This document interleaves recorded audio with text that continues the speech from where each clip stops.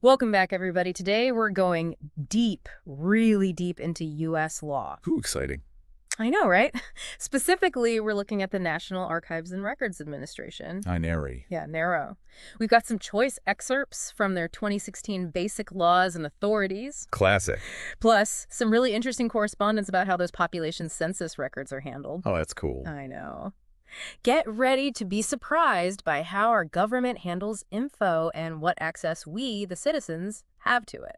It's why, what's fascinating is Narrow's mission goes way beyond just being like a storage unit for old documents. Right. They're tasked with this balancing act, Hmm. safeguarding history while making sure the government is accountable to us, the people. Okay, so let's unpack that. Yeah. We're talking the keepers of, well, everything from U.S. statutes at large to, making sure we have reliable legal records of our laws to overseeing the Presidential Records Act, Right. which has got to be a minefield, right? Oh, yeah. Especially with all the sensitive information a president handles. Absolutely. And don't forget the Federal Register, Oh. the daily journal of the U.S. government. So important. Yeah, it's like the government's official bulletin board, Huh. where you can find proposed rules, final rules, public notices, even presidential documents, Wow. all managed by NARA.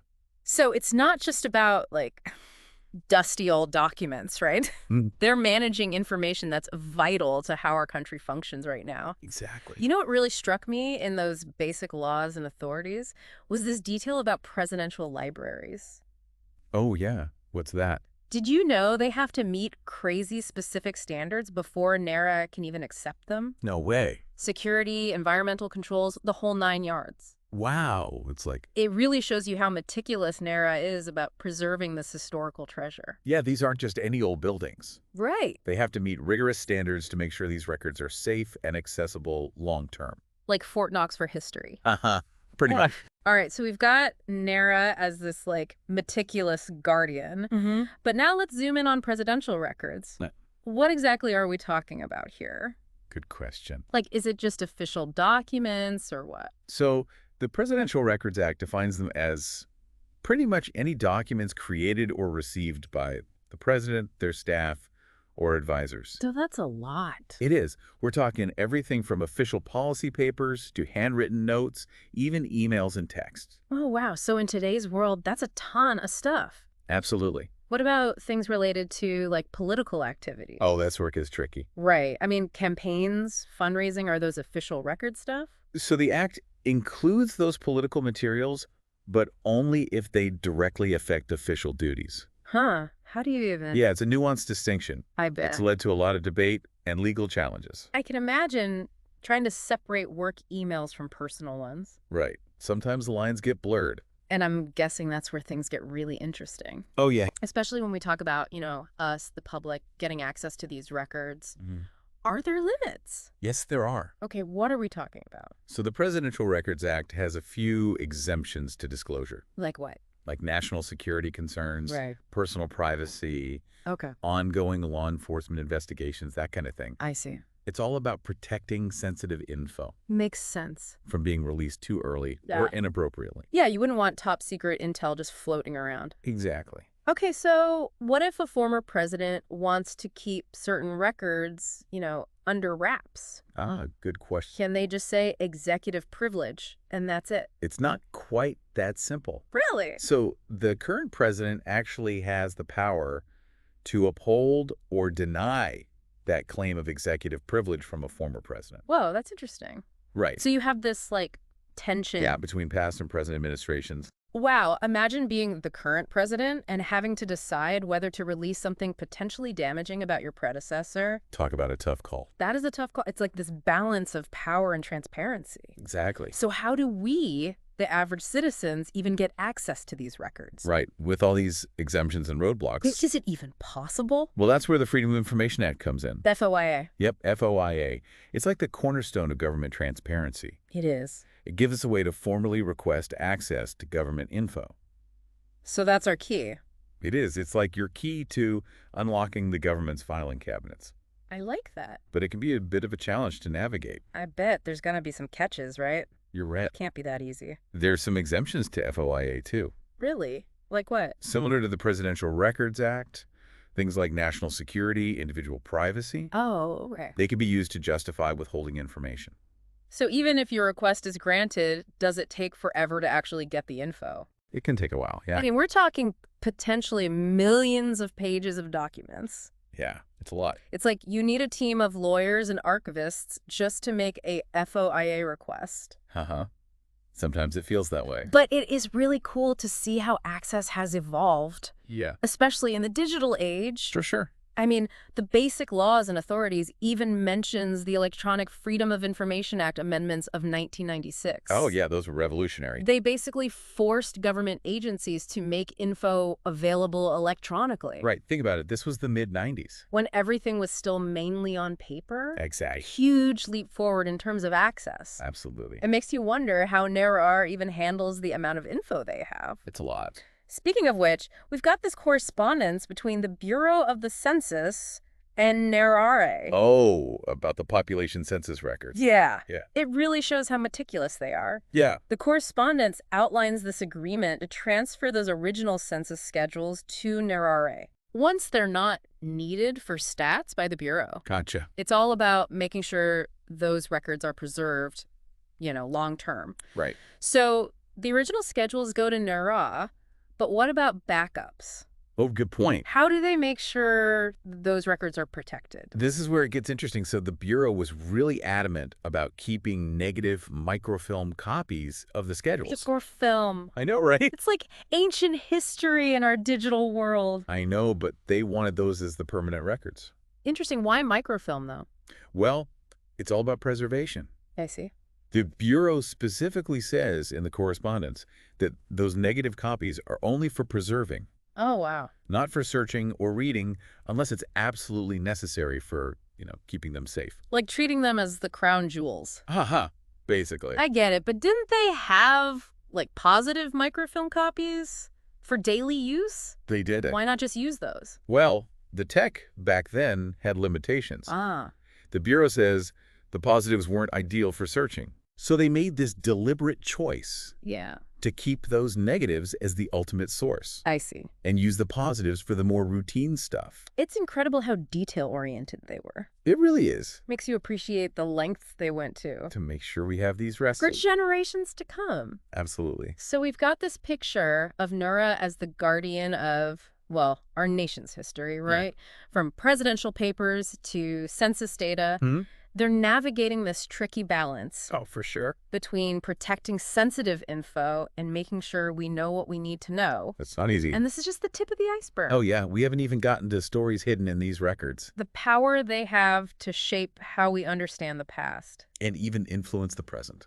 That's for next time. Welcome back to our deep dive, into this fascinating world of NORA and presidential records. Last time, we kind of left off with this big question. Yeah. How do we balance, the public's right to know Right. with the need to protect information, especially when it comes to presidential records?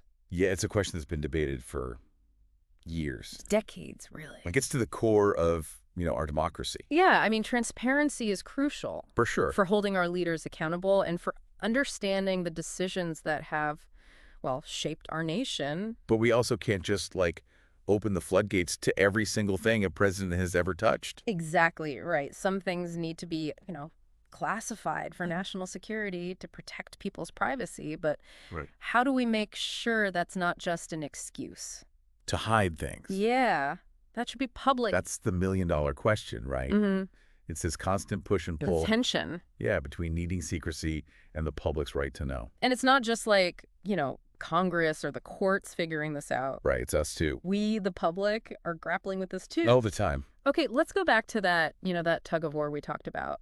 Between a former president who wants to keep everything private and the current president who might have other ideas. It happens. How does that actually work in, real life? Okay, imagine this. A former president is fighting to keep their records sealed. Mhm. They're saying these conversations, these deliberations, Yeah. they need to stay confidential, even after they've left office. But doesn't that go against this idea that ultimately these records belong to the people? That's the argument, yeah. Not to, whoever happened to be president. Right, the transparency folks say the public has a right to know what's going on, especially when it comes to, big decisions. Decisions that affect everyone. Exactly. So who gets to decide? Is it like a showdown between the current president and the former one? A lot of times it ends up in the courts. Oh.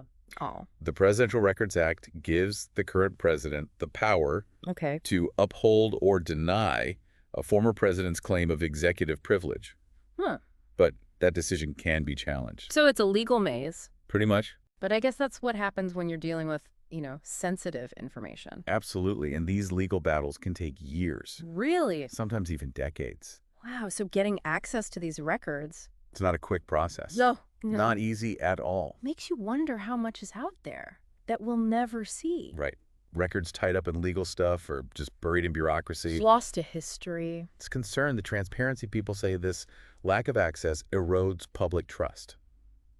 I can see that. But then others say we need to be careful. To protect things. Yeah. National security, protect individuals. It's complicated. It is. It's a complex issue with no easy answers. So what do we do? As a society, we need to keep talking about this. Yeah. Finding ways to strike that balance. Transparency versus protection. Exactly. Okay, so let's say some records are finally, releasable. They're coming out. Where do they go? That's where those presidential libraries come in.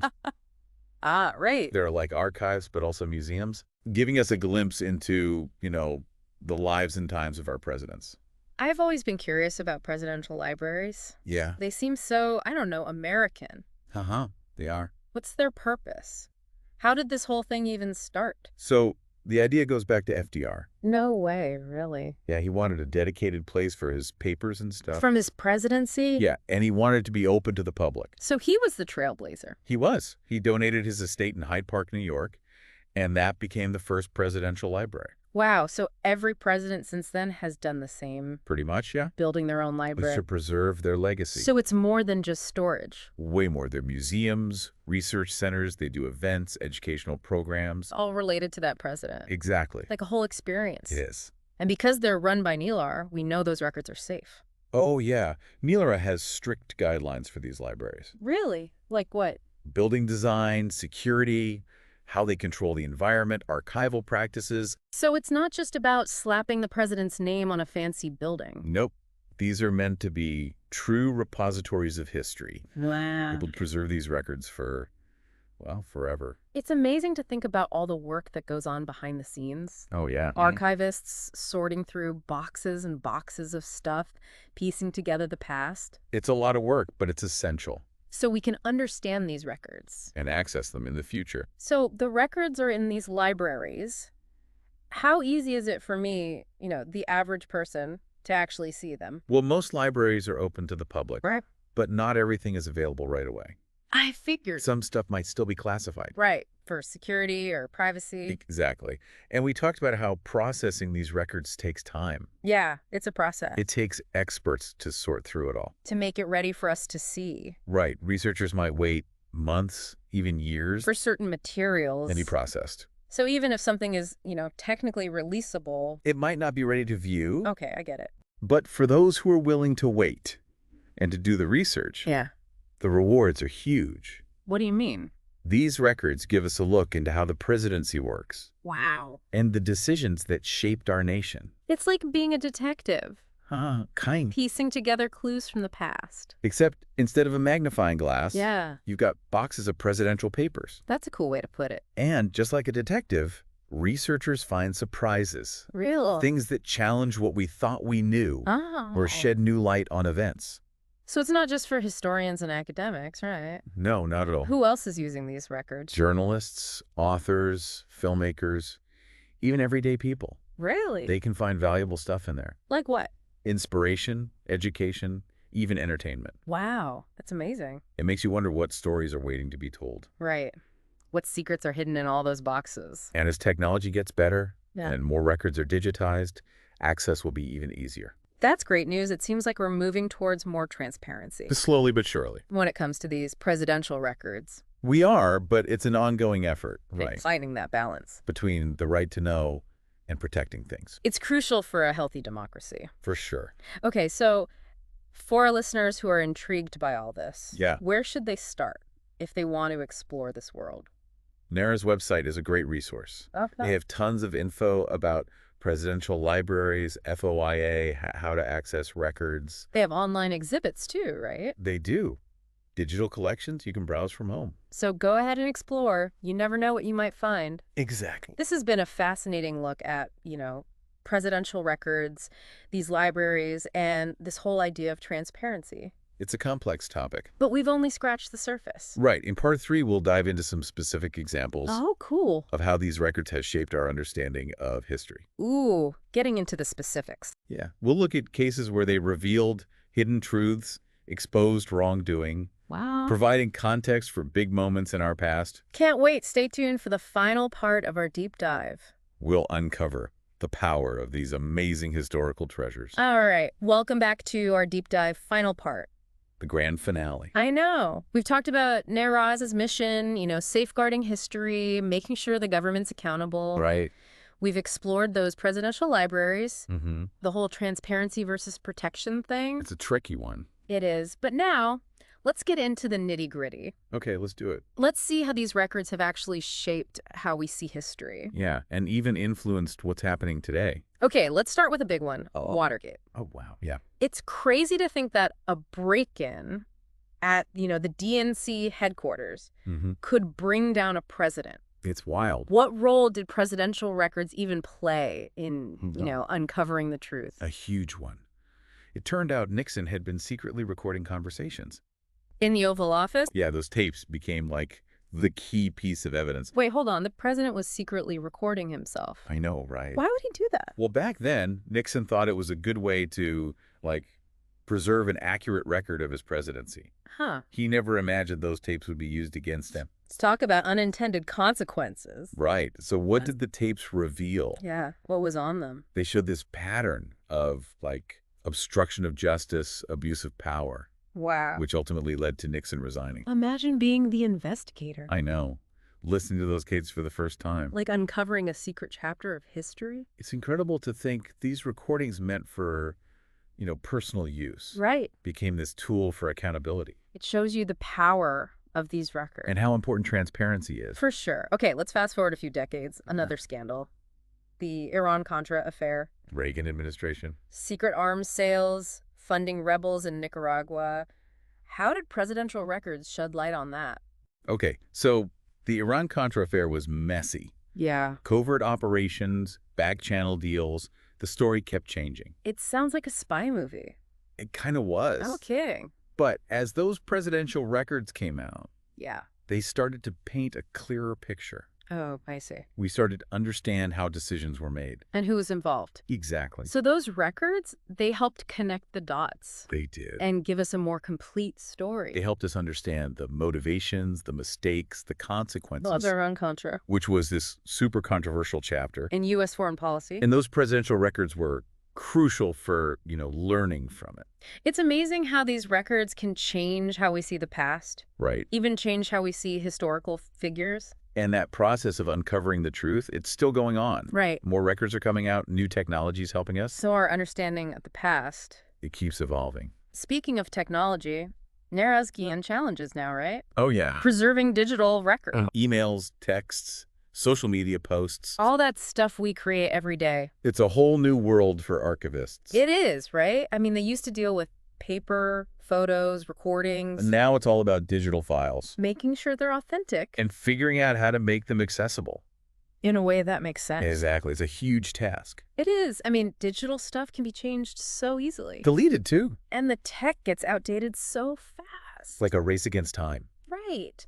But NARA's on it. They're developing new tools New techniques to preserve our digital history. for future generations. It really makes you appreciate what they do. ARO. Yeah, safeguarding our history. Both physical and digital. They're the keepers of our memory. The guardians of the stories that made us who we are. This deep dive has been amazing. We've We've explored so much. The laws, the challenges, the power of these records. It's just the beginning, though. Oh, yeah, there were so many stories left to tell. So many things to learn. From this treasure trove of info that NARA holds, So to everyone listening, keep exploring. keep asking questions. Keep learning from our past. You never know what you might find. And remember, History isn't just something we read in books, It's alive, it's changing, as new evidence comes to light. and new perspectives emerge. So go out there, explore the archives, discover the stories. The stories that shaped our world.